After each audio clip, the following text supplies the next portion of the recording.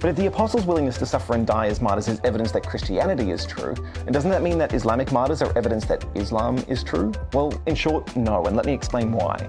Because third, the apostles are not akin to modern martyrs, because the evidential value of the apostles' deaths is different to that of modern martyrs.